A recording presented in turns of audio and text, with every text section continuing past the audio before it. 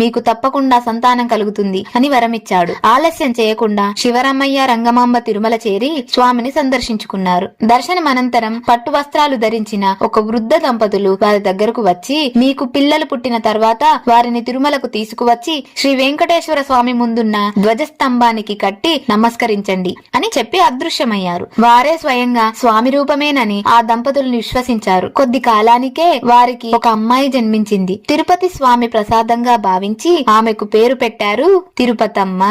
వాగ్దానాన్ని నెరవేర్చాలనుకునే ఉద్దేశంతో శివరామయ్య ప్రత్యేక ధ్వజస్తంభం నిర్మించాలనుకుని అడవిలో ఒక వేప చెట్టును నరికించగా దానిలో నుండి రక్తము మరియు చీము బయటకు వచ్చాయి. ఆ చెట్టు నీడలో ఒక దివ్య ఋషి కనిపించాడు. వారు చెట్టు నరకడం మానేశారు. ఆ దివ్య ఋషి ఇలా అన్నాడు, ఈ వేడుక నీ కూతురు కోసమే కాబట్టి నీ కూతురు వివాహం తర్వాత కుష్ఠువాదితో బాధపడుతుంది అని శాపమిచ్చాడు. శివరామయ్య కన్నీళ్లతో క్షమాపణ కోరి